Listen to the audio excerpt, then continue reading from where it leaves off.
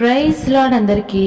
ఈరోజు అపోస్తలుడైన పౌలు కొరింథీలకు రాసిన 2వ పత్రిక 5వ అధ్యాయం చదువుకుందాం. ప్రారంభిస్తున్నాను.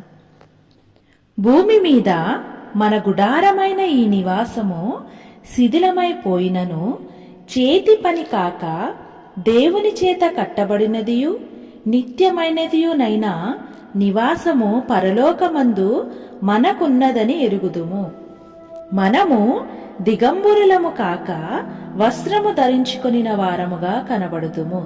కాబట్టి పరలోకము నుండి వచ్చు మన నివాసము దీనిపైని ధరించుకొన నపేక్షించుచు దీనిలో మూల్గుచున్నాము. ఈ గుడారములోనున్న మనము భారము మోసుకొని మూల్గుచున్నాము.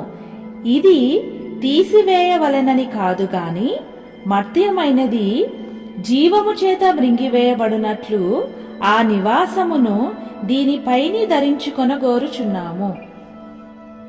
దీని నిమిత్తము మనలను సిద్ధపరిచినవాడు దేవుడే, మరియు ఆయన తన ఆత్మ అను సంచకరువును మనకనుగ్రహించి ఉన్నాడు. వెలిచూపు వలన కాక విశ్వాసము వలననే నడుచుకొనుచున్నాము. గనుక ఈ దేహములో నివసించుచున్నంత కాలము ప్రభువునకు దూరముగా ఉన్నామని ఎరిగియుండియు ఎల్లప్పుడూ ధైర్యము గలవారమై ఉన్నాము. ఇట్లు ధైర్యము కలిగి ఈ దేహమును విడిచిపెట్టి ప్రభువునొద్ద నివసించుటకు ఇష్టపడుచున్నాము.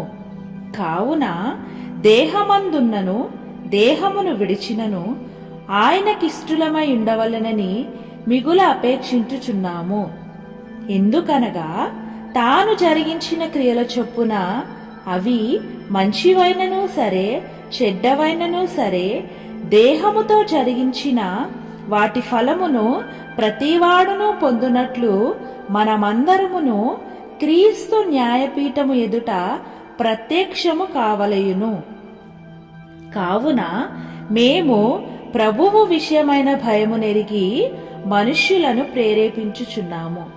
మేము దేవునికి ప్రత్యక్షపరచబడిన వారము, మీ మనస్సాక్షులకు కూడా ప్రత్యక్షపరచబడి ఉన్నామని నమ్ముచున్నాను.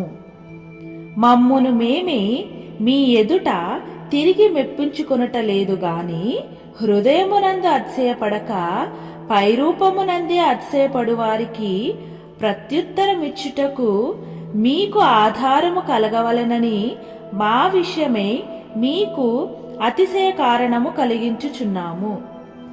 ఏలయనగా మేము వెర్రివారమైతిమా దేవుని నిమిత్తమే, స్వస్థబుద్ధి గలవారమైతిమా మీ నిమిత్తమే.